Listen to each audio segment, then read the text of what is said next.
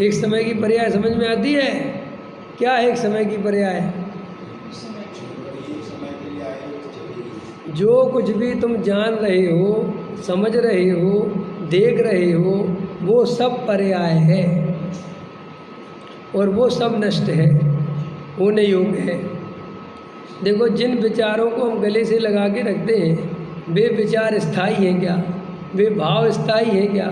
निरंतर भाव बदलते रहते हैं, कसाय बदलती रहती है, लेकिन उस कसाय को जानने वाला ज्ञायक भाव नहीं बदलता। इसलिए जब ऐसा श्री गुरु समझाते हैं कि मैं स्वयं वीतरागी भगवान हूँ, तो उसमें द्रव्य स्वभाव की नज़र करना, ज्ञान स्वभाव की नज़र करना। अगर राग की नज़र रखोगे और ये लाइन पढ़ोगे तो ये 3 काल में समझ में नहीं आएगी। अपने साथ यही होता है, अपन नज़र काय की रखते हैं? राग की, और पढ़ते हैं ये तो अपन सोचते हैं कि ये पता तो रहे कि मैं स्वयं भगवान हूँ, लेकिन मैं हूँ तो रागी द्वेषी। तो ये रागी द्वेषी की अनुभूति क्यों चली? जबकि गुरुदेव श्री ज्ञानी पुरुष तो हमें ये बता रहे कि तुम स्वयं भगवान हो, वीतरागी हो। तो फिर हमारे साथ ऐसा हो क्यों रहा है कि वे कह रहे हैं कि तुम वीतराग स्वरूपी हो और हमें अनुभूति राग की हो रही है, और वे कह रहे हैं कि राग तुम्हारे में है ही नहीं? ऐसा क्यों हो रहा है? देवेंद्र जी, ये प्रॉब्लम समझ में आई थी कि नहीं? क्यों हो रहा है ऐसा बताओ? टिंकल क्यों हो रहा है बताओ? ऐसा क्यों हो रहा है? हमें अनुभूति राग की क्यों होती है, ज्ञान की क्यों नहीं होती?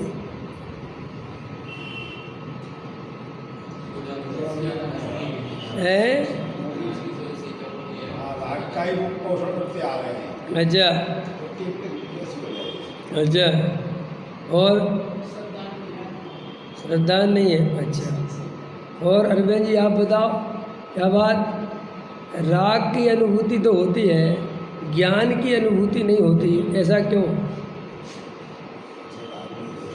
जैन साहब बताओ ऐसा क्यों?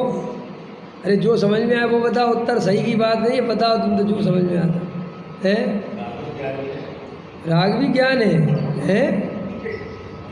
राग भी ज्ञान है? ज्ञान से हो रहा राग? कैसी बातें करते हैं? अगर ज्ञान ही राग है तो बात ही खत्म हो गई, बेकार हो गई। राग जानने में आता है, लेकिन राग ज्ञान थोड़ा ही है। हाँ देवेंद्र जी बताओ, राग की अनुभूति होती है, ज्ञान की नहीं होती।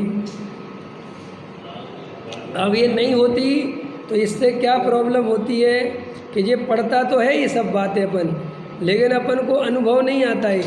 अब ये अनुभव नहीं आता है तो प्रॉब्लम ये है कि अपन शास्त्रों से बोलते तो हैं कि आत्मा शुद्ध है, राग द्वेष से रहते हैं, कसाय से रहते हैं, ज्ञान स्वभावी है, लेकिन अनुभव में आता है राग स्वभावी।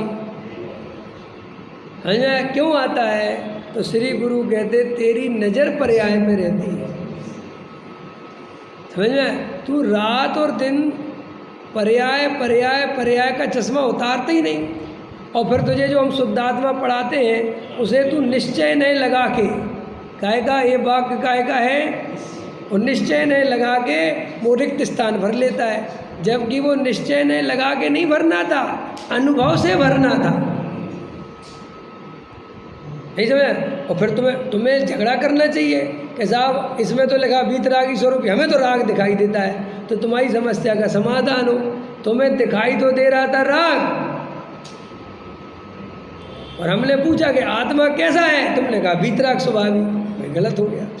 भाई तुम्हें जो दिखाई दे रहा है तुम्हारे लिए तो आत्मा वैसा ही है ना।